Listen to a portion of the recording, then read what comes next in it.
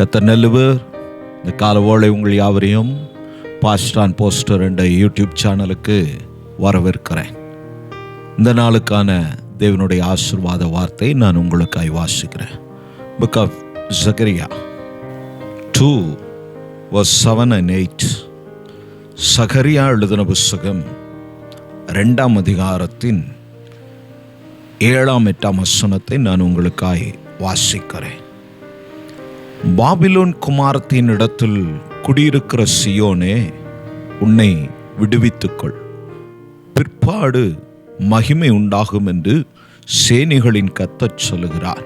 உங்களை கொள்ளையிட்ட ஜாதிகளின் இடத்துக்கு என்னை அனுப்பினார். உங்களை தொடுகிறவன் அவருடைய கண்மணியை தொடுகிறான். ஆம் பிரியமான தேவ பிள்ளைகளே, இந்த காலவோளை கர்த்தர் நமக்கு வாக்கு கொடுக்கிறார். உங்களை தொடுகிறவன் அவருடைய கண்மணியை தொடுகிறான். சிறவேளை காக்கிறவர் உறங்குவதும் இல்லை, தூங்குகிறதும் இல்லை. நம்முடைய தெய்வம் சர்வத்துக்கும் தெய்வனாயிருக்கிறார். நமக்கு மாத்திரமல்ல, இந்த பூமியில் வாழ்கிற ஒவ்வொரு மனிதனுக்கும் அவர் தெய்வனாயிருக்கிறார். நமக்கு வாக்கு கொடுக்கிறார், நம்மை தைரியப்படுத்துகிறார். இந்த காலவோளை இந்த வார்த்தை உங்களை தைரியப்படுத்தட்டும். உங்களை தைரியப்படுத்தவே கர்த்தர் இந்த வார்த்தை இந்த நாளில் கொண்டு வந்திருக்கிறார். உங்களை தொடுகிறவன் அவருடைய கண்மணியை தொடுகிறான். அந்த வாக்கு தத்துவம் நம்மிலே நிறைவேற தெய்வம் நமக்கு ஒரு வேலையை கொடுத்திருக்கிறார். அதை நாம் 7ஆம் வசனத்தில் வாசித்தோம். சியோனே, பாபிலோன் குமார்த்திகளிடத்தில் குடியிருக்கிற நீங்கள் உங்களை விடுவித்துக் கொள்ளுங்கள். சிறைப்பட்டு போனார்கள். அதனால்தான் தானியேல் இப்படியாய் சொன்னான், நானும் என் தகப்பன் வீட்டாரும் பாவம் செய்தோம் என்று. வேதத்திலே பல இடத்தில் நாம் வாசிக்க முடியும். அவருடைய மீறுதல்கள் நிமித்தம், அவருடைய பாவங்களின் நிமித்தம் நான் அவர்களை அடித்தேன்.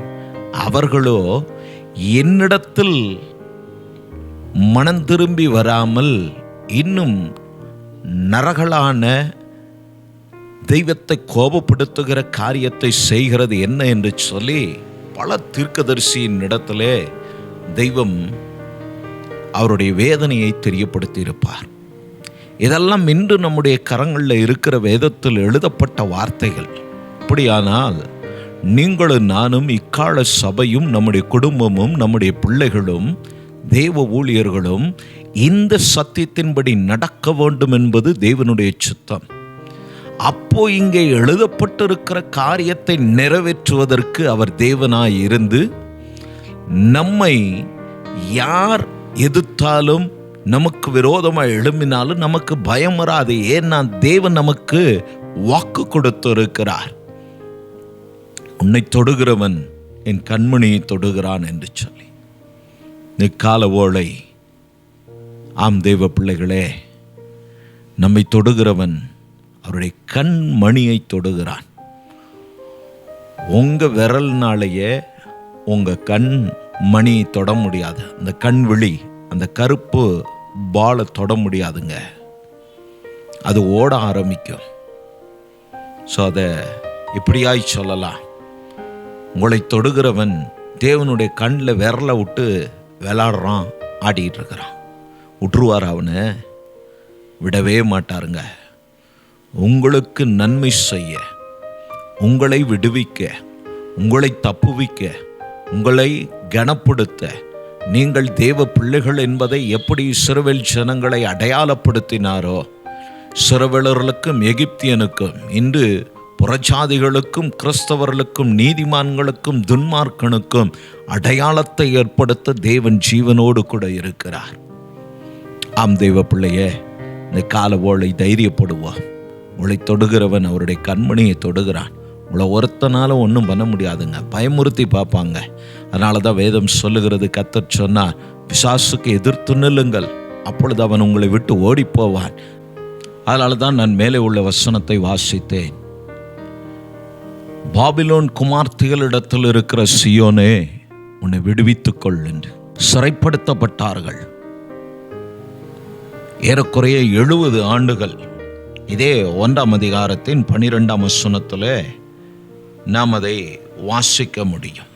தானியேலும் அதை உறுதிப்படுத்துகிறார். இந்த 70 ஆண்டுகள் சிறை வாழ்க்கையில பழகி போனது.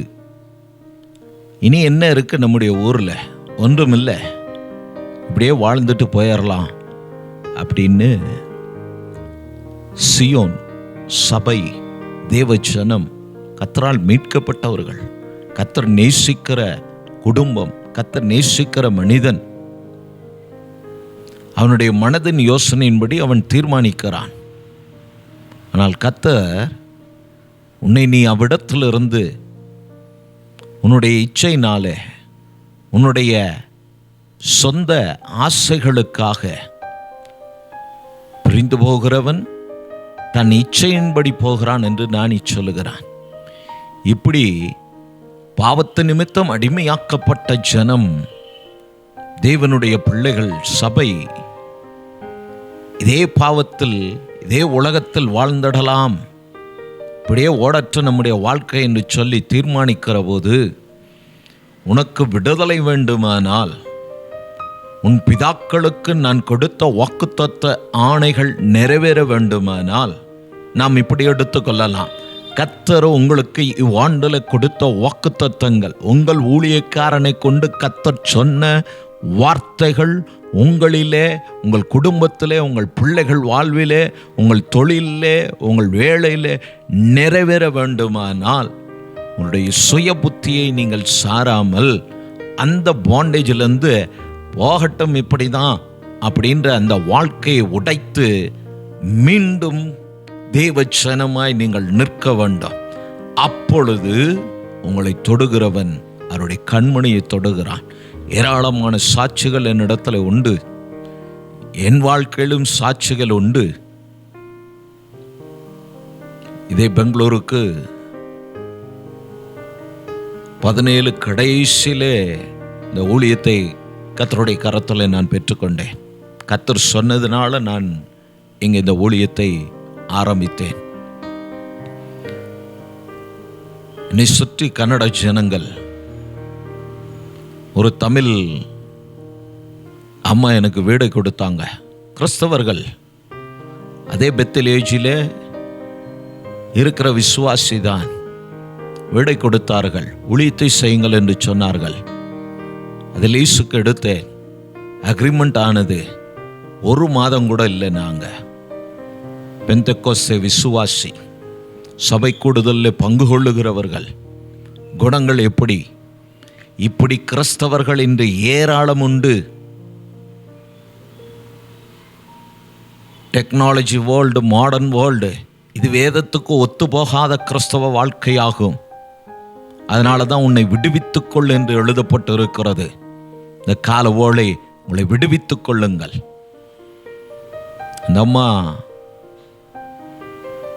வீட்டை எனக்கு கொடுத்து அக்ரிமெண்ட்டை கொடுத்துட்டு, நான் பூட்டு போட்டு வீடை லாக் பண்ணிவிட்டு, சண்டே சர்வீஸு மெசேஜ் கொடுத்துட்டு நான் ரிட்டன் வீட்டுக்கு 1:30 மணிக்கு வரும்போது என் பூட்டு மேலே பூட்டு போட்டிருக்கிறாங்க. கேட் லாக் பண்ணியிருக்கு, அதுக்கு மேலே ஒரு செயினை போட்டு லாக் பண்ணியிருக்காங்க. இன்றைக்கும் அந்த ஃபோட்டோ எவிடன்ஸை நான் வைத்திருக்கிறேன். நல்ல தமிழ் பேசக்கூடியவர்கள். சென்னை பக்கத்தில் அவருடைய ஊர். ஆனால் அன்றைக்கி தமிழ் பேசாமல் கன்னடத்தில் எல்லாரும் கேட்கிற மாதிரி என்னை அவலப்படுத்தினார்கள், கேவலப்படுத்தினார்கள். கூட 2 ஊழியர்கள் இருந்தார்கள். தேவையற்ற வார்த்தைகளை பேசினாங்க. இப்போ நான் ஒரே ஒரு வார்த்தை சொன்னேன், போகட்டும், நானும் மனிதன், இங்கே ஊழியத்துக்காய் வந்தபடினாலே நான் இப்பொழுது உங்களைப் போல பேச ஆகாது. ஆதலால் தேவ மனிதனாய் நான் ஒரு வார்த்தை சொல்லுகிறேன். நான் வாடகைக்கு இவ்விடத்திற்கு வந்திருக்கிறேன், நீயோ சொந்த வீட்டில் இருக்கிறாய். ஊழியக்காரன் நான் சொல்லுகிறேன், அவர்கள் எனக்கு சொன்னார்கள், தமிழகத்தினுடைய பிரபலமான 2 ஊழியர்கள் அந்த வீட்டை பிரதிஷ்டை பண்ணார்கள் என்று சொல்லி பேரை சொல்ல நான் விரும்பவில்லை, அவர்களை காயப்படுத்த விரும்பவில்லை. நான் அந்த சகோதரனிடத்தில் சொன்னேன், முடிந்தால் இந்த வார்த்தையை உடைத்து உன்னை காப்பாற்றச் சொல்ல அவர்களை. நான் தேவ மனிதன் என்பதற்கு இதுவே சாட்சி என்று சொல்லி, இன்னும் 6 மாதத்தில் நீயும் உன் குடும்பமும் இந்த வீட்டை விட்டு ஓடுவீங்க அப்படின்னு சொல்லிட்டு என் வார்த்தையை முடித்து கொண்டு வீட்டை திறக்க சொல்லி அடுத்த ஒரே வாரத்தில் நான் அவ்விடத்துலேருந்து காலி செய்தேன், வீட்டை ஷிப் பண்ணேன். அப்போ தான் இப்போ நாங்கள் ஆராதிக்கிற இந்த இடத்தை கர்த்தர் எங்களுக்கு கொடுத்தார். 2 பேராய் வந்தோம். ஏறக்குறைய 33 பேரை ஸ்தானப்படுத்தி ஆராதனையே சபையே இல்லாத பகுதியிலே முதல் சபை இது. தெய்வ கருவை எதற்காய் சொல்லுகிறேன், உன்னை தொடுகிறவன் அவருடைய கண்மணியை தொடுகிறான். நாம் தேவனுக்கானவர்களாய் இந்த உலக காரியத்திலிருந்து விடுபட்டு தேவனோடு இசைந்து தேவனுக்காய் நிற்போமானால் நிச்சயம் நான் சொல்லுகிறேன், இந்த கால ஓளில கர்த்தர் உங்களோடு கூட இருக்கிறார். உங்களை தொடுகிறவன் அவருடைய கண்மணியை தொடுகிறான். தொட்ட ஒருத்தனை அவர் விடமாட்டார். அது எவ்வளவு பெரிய கிறிஸ்தவனாகட்டும் யாராகட்டும், நீங்கள் கர்த்தருக்கானவர்களாய் இருப்பீர்களானால் துன்மார்க்கன் அல்ல, நீதிமானுக்காக போராடுகிறவர். நீதிமான் ஒரு நாளும் கைவிடப்படுவதில்லை. தைரியப்படுங்க. கண்களை மூடி நாம் ஜெபிப்போம். நல்ல பிதாவே, இந்த வேளைக்காய் ஸ்தோத்திரம். ஆண்டவரே, சியோன் குமார்த்தியே, சியோனே, சபையே, நீ பாபிலோனிலிருந்து உலக காரியத்திலிருந்து உன் புத்தியிலிருந்து உன் சுய புத்தியை சாராதே என்று சொன்ன வசனத்தின்படி அவைகளிலிருந்து நாங்கள் எங்களை விடுவித்து கொள்ளும் போது உன்னை தொடுகிறவன் என் கண்மணியை தொடுகிறான் என்று சொல்லி எங்களுக்கு வாக்கு கொடுத்தீர். அதற்காய் ஸ்தோத்திரம். ஆண்டவரே, எங்களை தொட்டவன் உம்மை தொடுகிறான்ப்பா. உடைய பிள்ளைகளை தொடுகிறவர்கள், இவர்களுக்கு விரோதமாய் வருகிறவர், இவர்களுக்கு விரோதமாய் கிரியை செய்கிறவர், இவர்களுக்கு விரோதமாய் மாந்திரிக கிரியைகள், ஆண்டவரே விக்கிரகத்தின் கிரியைகள், ஏவல்கள் ஏதுவானாலும் அது உமக்கு நேராய் வருகிறது. நீர் யுத்தம் பண்ணுகிறவர். இந்த யுத்தம் இந்த பிள்ளைகளுடைய வாழ்க்கையில, என்னோடு ஜெபிக்கிறவருடைய வாழ்க்கையில யுத்தம் கர்த்தருடையதாய் இருப்பதாக. கர்த்தர் இவர்களுக்காய் யுத்தம் செய்யும். அவருடைய வாழ்வு சுகித்து இருக்கட்டும். கர்த்தருக்குள் நாங்கள் சுகமாய் இருக்கிறோம் என்று அடியார்கள் சாட்சி கேட்க உதவி செய்யும், பலப்படுத்தும், ஆசீர்வதியும். இயேசுவின் நாமத்தினாலே ஆமென். உங்களுக்கு ஏதாகளும் ஜெப குறிப்பு இருக்குமானால் தாராளமாய் எங்களுடைய வாட்ஸ்அப் நம்பருக்கு தெரியப்படுத்துங்க. நாங்கள் சபையாய் உங்களுக்காய் ஜெபிக்கிறோம். கர்த்தர் உங்களோடு இருப்பாராக. கர்த்தர் உங்களை ஆசீர்வதிப்பாராக. நன்றி.